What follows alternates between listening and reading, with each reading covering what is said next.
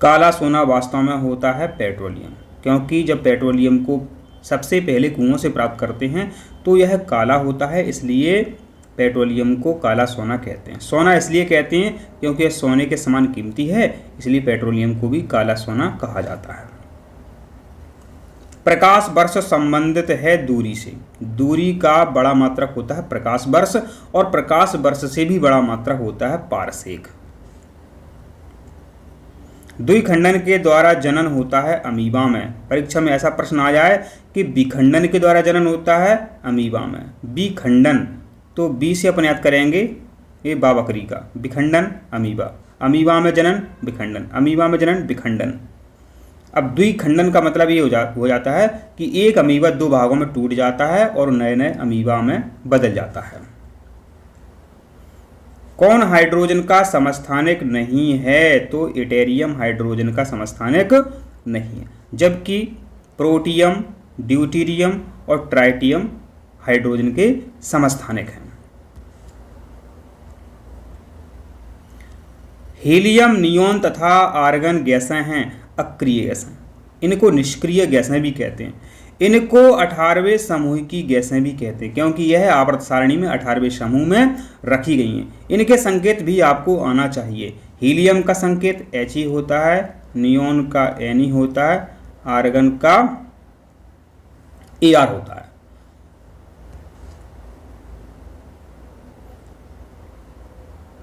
किस मच्छर के काटने से मलेरिया रोग हो जाता है? तो मादा एनाफिलीज मच्छर के काटने से मलेरिया रोग हो जाता है। क्यूलेक्स मच्छर के काटने से फाइलेरिया रोग हो जाता है। कौन सा? फाइलेरिया, फाइलेरिया पूछा गया परीक्षा में। इसको हाथी पांव की बीमारी कहते हैं, पांव बहुत मोटे मोटे हो जाते हैं हाथी के जैसे। एडिज मच्छर, तो इससे फैलता है डेंगू, और डेंगू बहुत ही खतरनाक बीमारी है, बहुत सारे रुपए लगते हैं डेंगू के इलाज में, बहुत सारे रुपए। जिसको डेंगू होता है वो अब क्या बताएं। इसलिए मच्छर अपने आसपास पनपने नहीं देना चाहिए, ध्यान रखें। सरकार भी बहुत सोचती है, आप भी सोचें। एलपीजी माने कुकिंग गैस का मुख्य घटक है? तो बेटा एलपीजी का मुख्य घटक है ब्यूटेन। बेटा एलपीजी का मुख्य घटक है ब्यूटेन। यहाँ देखिए, यहाँ मुख्य पूछा है, यहाँ मुख्य पूछा है। वैसे जो एलपीजी है आपकी ब्यूटेन से मिलकर बनी होती है, एथेन से और प्रोपिन से मिलकर बनी होती है, लेकिन एलपीजी का मुख्य पूछा गया है, मुख्य पूछा गया, इसलिए इसका आंसर आपका क्या रहेगा? ब्यूटेन। इसका आंसर सही आपका रहेगा।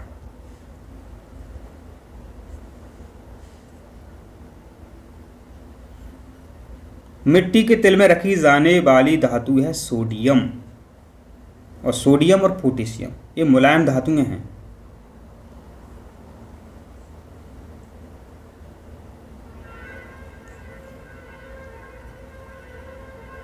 पृथ्वी के कक्ष में सबसे पहला कृत्रिम सैटेलाइट कौन था?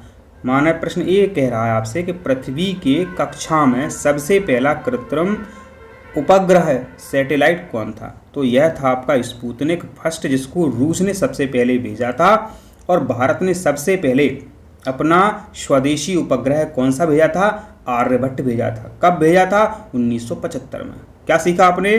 कि भारत का प्रथम स्वदेशी उपग्रह था आर्यभट्ट। कब भेजा गया? 1975 में, 19 अप्रैल 1975 में। भारत का आर्यभट्ट और विश्व का स्पुतनिक। स्पुतनिक किसने भेजा था? रूस ने भेजा था।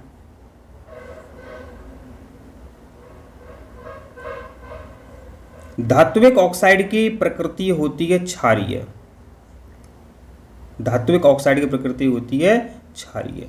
अगर अधात्विक पूछा जाए तो अधात्विक ऑक्साइड की प्रकृति है अम्लीय। अधात्विक, अधात्विक, आ से याद करना, अधात्विक अम्लीय, अधात्विक अम्लीय। अगर अपन ने अधात्विक याद कर लिया अम्लीय, तो अब आप सोचोगे जब अधात्विक अम्लीय होता है तो धात्विक कैसा होगा? क्षारीय, क्योंकि अम्ल और क्षार दो ही होते हैं, सिंपल सी बात है।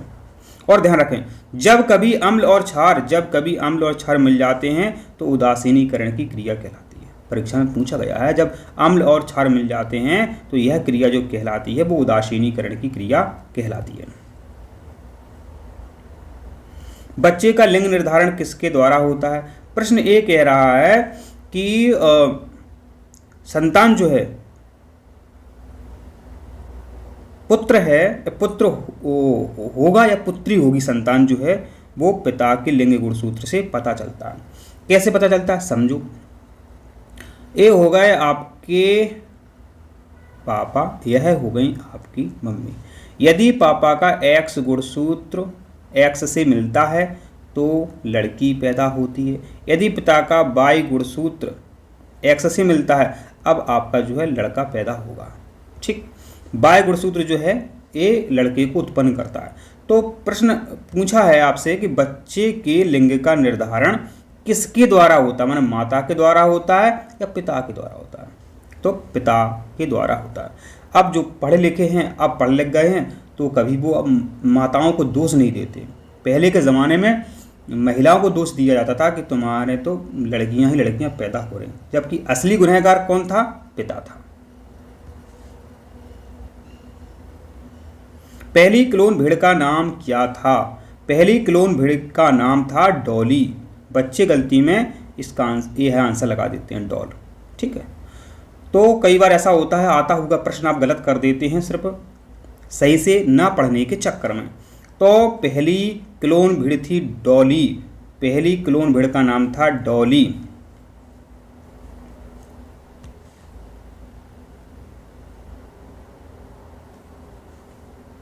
कैसे याद रखा आपने? भूल रहे हो तो बता दें।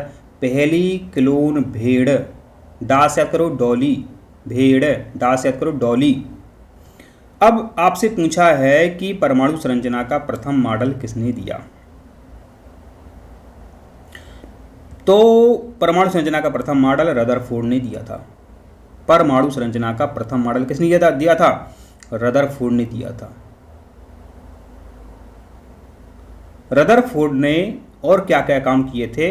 इन्होंने न्यूक्लियस की खोज की थी, इन्होंने प्रोटॉन की खोज की थी, इन्होंने न्यूक्लियस की खोज की थी, इन्होंने प्रोटॉन की खोज की थी और इन्होंने परमाणु की भी खोज की थी। देखो इतने काम किए इन्होंने, इंपॉर्टेंट है, परीक्षा में यही पूछा जाएगा कि रदरफोर्ड के काम बताओ। न्यूक्लियस की खोज की, प्रोटॉन की खोज की, परमाणु की खोज की। तो रदरफोर्ड के 3 काम हैं, याद रखें आप। और सबसे पहले परमाणु के बारे में जो है किसने बताया था? रदरफोर्ड ने बताया था कि परमाणु ऐसा होता है, परमाणु वैसा होता है। पोलियो का कारक है, माने जो पोलियो रोग होता था पुराने ज़माने में, कोई पैर है वो पतला हो जाता था, पतला हो जाता था पोलियो। ठीक है, तो पोलियो किससे फैलता था? पोलियो फैलता था उस ज़माने में, अभी भी फैलता है, लेकिन अब तो क्या है इसके टीके लग गए सबके, तो अब नहीं होता है। तो पोलियो का जो कारक है वो है विषाणु। विषाणु को हम गांव की भाषा में वायरस भी बोल देते हैं। देखो विषाणु हिंदी में कहते हैं, अंग्रेजी में वायरस कहते हैं। तो पोलियो कौन फैलाता था? विषाणु फैलाता था, माने वायरस से पोलियो फैलता था। अब किस वायरस से फैलता था? पोलियोमाइलिटस। पोलियोमाइलिटस मानव व्यक्ति वो लेटा ही रह जाता था। तो अपन ये ट्रिक याद करने की, पोलियोमाइलिटस, लेटा ही रह जाता था, जिसको पोलियो हो जाता था।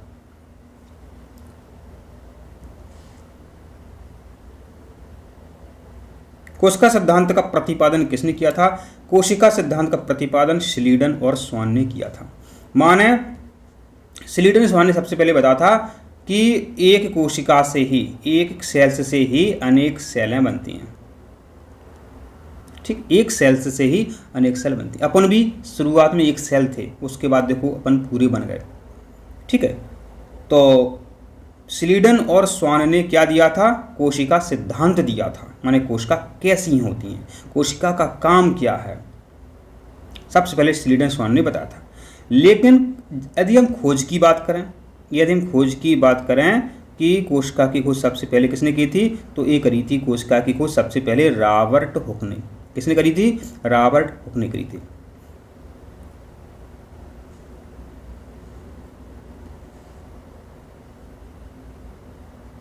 CNG क्या है? सी का मतलब है कंप्रेस्ड, सी का मतलब है कंप्रेस्ड नेचुरल गैस। सी का मतलब है कंप्रेस्ड, और कंप्रेस्ड माना होता है संपीडित, कंप्रेस्ड माना होता है संपीडित, तो हो गया संपीडित प्राकृतिक गैस CNG।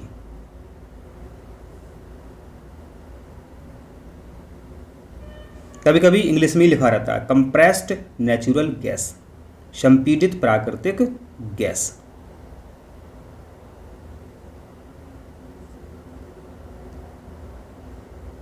भोर एवं संध्या का तारा किसे कहते हैं? शुक्र ग्रह को भोर एवं संध्या का तारा कहते हैं। जो आपका शुक्र ग्रह है, इसको यदि हम अंतरिक्ष में सुबह देखें या शाम को देखें तो ये चमकता हुआ दिखाई देता है। और आप सभी को पता है जो चमकते हैं अंतरिक्ष में, जो वस्तुएं चमकती हैं तो उन्हें हम तारा कहते हैं। क्या कहते हैं? तारा। अब देखो जो ग्रह होते हैं वो चमकते नहीं हैं, माने स्वयं के प्रकाश से नहीं चमकते हैं। तारा किसे कहते हैं? जो खुद के प्रकाश से चमकते हैं वो तारा होते हैं। लेकिन किसी की ना कुछ संज्ञा दी जाती है। जैसे आप हो, आपके स्कूल में कई नाम हो सकते हैं, घर में कई नाम हो सकते हैं। इस प्रकार से जो शुक्र ग्रह है इसको भोर माने सुबह, संध्या माने सांझ माने इवनिंग, और तारा को कहते हैं स्टार। तो कभी लिख के आता है इवनिंग स्टार किसे कहते हैं? शुक्र ग्रह को कहते हैं। शुक्र ग्रह के बारे में बहुत बातें फेमस हैं।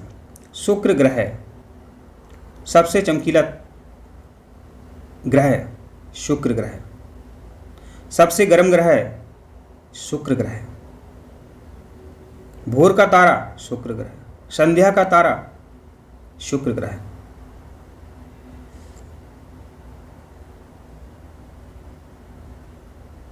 सबसे अधिक लचीली धातु है माना जिसको हम तान सकते हैं। सबसे ज़्यादा हम सोना को तान सकते हैं। यदि आपके पास सभी क्या हैं 2-2 ग्राम हैं या 1-1 ग्राम है या 5-5 ग्राम, सीधी सी बात है, इनको सबसे दूरी तक किसको तान सकते हैं? जो सबसे अधिक लचीली हो। तो सोना सबसे अधिक लचीली है क्योंकि इसमें आघात वर्धनीयता का, तन्यता का गुण होता है। सोना इसलिए तो कीमती है क्योंकि इसके पतले पतले तार बनाए जा सकते हैं, यह चमकता है और इसीलिए इसके जेवर बनाए जाते हैं। महंगी धातु है और सबसे अधिक लचीली धातु है सोना। जब दो सामान्य दर्पण एक दूसरे के आमने सामने रखे जाएं तो कितने प्रतिबिंब बनते हैं? अनंत प्रतिबिंब बनते हैं। यह प्रैक्टिकल आप कर सकते हैं। आंखों का रंगीन भाग कहलाता परितारिका। परितारकों को हम आइरिस भी कहते हैं। क्या कहते हैं? आइरिस। आइरिस क्या करता है? आइरिस का काम एक है जो कि इंपॉर्टेंट है, परीक्षा में पूछा गया है, पुतली में जाने वाले प्रकाश की मात्रा नियंत्रित करना। पुतली में जाने वाले प्रकाश की मात्रा का नियंत्रण किया जाता है आइरिस के द्वारा।